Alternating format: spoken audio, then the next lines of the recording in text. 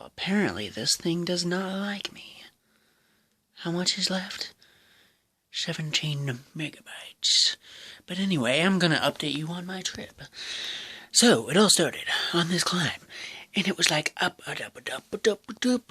all the way, and kind of like, it didn't want to go up all the time. It kind of want to go flat a little, and then go like down maybe a little bit, kind of, But like, so after that, after the first day, it was the second day, day 2, and that's when it all went down. Day 2, I just didn't want to see hills ever again. I was done with hills. I also got dehydrated on that first day, which is why I injured myself, so my knee was hurting already.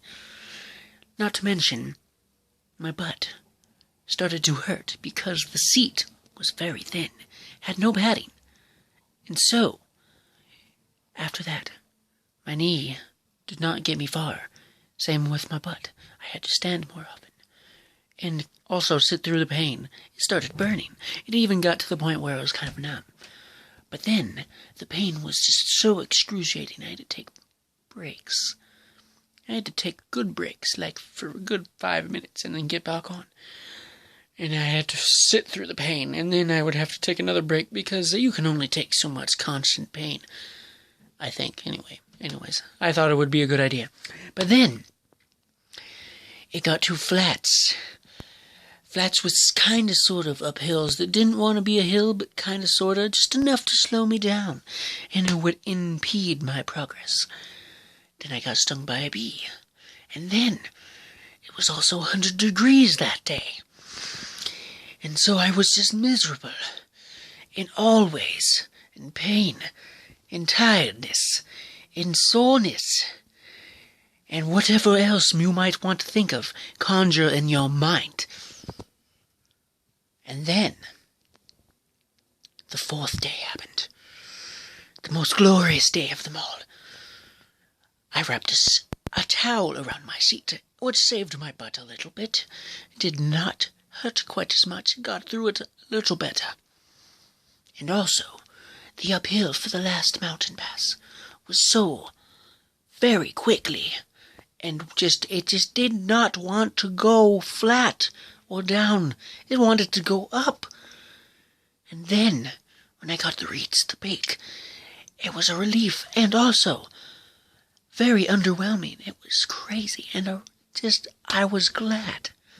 And then, the downhill. It lasted for miles on end, and also went down lower than 2,000 feet from 4,500 feet, which was the greatest thing ever. And I got to enjoy the scenery because of that downhill, because I got to just ride and watch the scenery just like that. It was magnificent. Oh man, you should have seen it. You should have been there. It was unlike nothing else I have ever seen. Well, actually, maybe. I don't know. But it was still magnificent. And then, it was the end of the day. End of the best day of the entire trip. It was glorious. Even though there was a part where I almost felt like I was going to die. Because of the wind.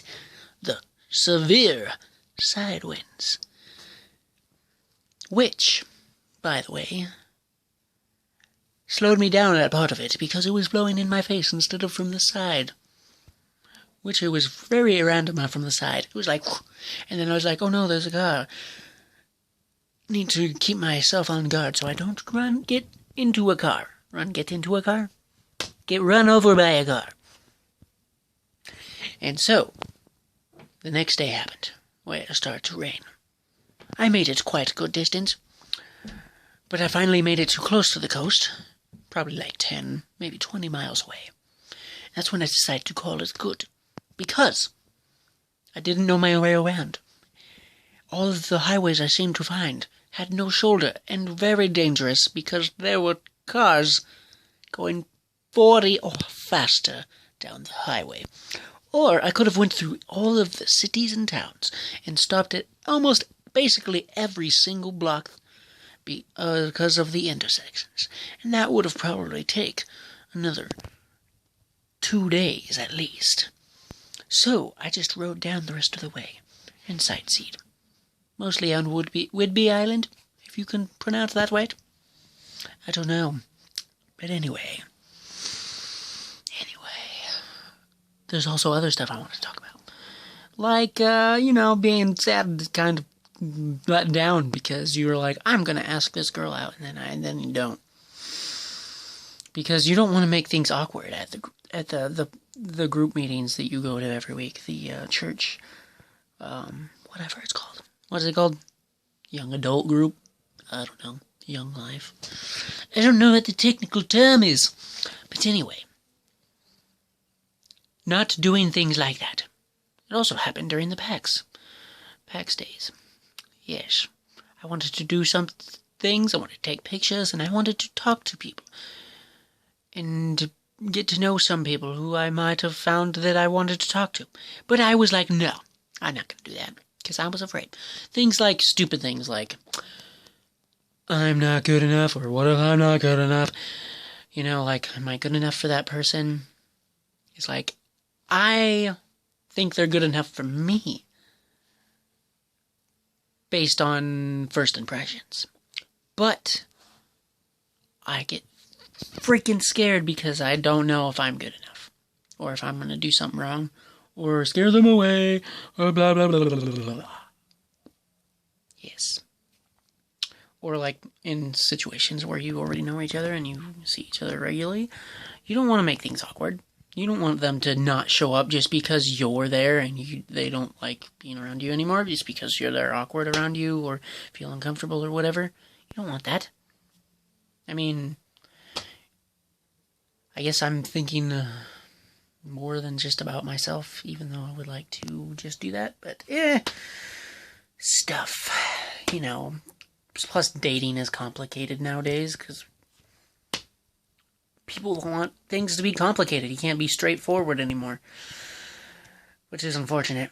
Or maybe that's just my opinion, and I don't know what I'm talking about, or I haven't met the right people. I don't know, but you can't see my eyes. They look like bags under them or something. I don't know. I got no eyeballs. But anyway. Yeah, there's that stuff going on. And I also wanted to talk about other stuff, but I forgot what it was because I've done so much talking right now. And I kind of got all the feelings and off my chest. So thanks for listening. And I guess if you wanted to know. But I felt like I got to tell somebody. Anyway, I'm wasting away on this data memory. Anyway, I guess I'll catch you later. See ya.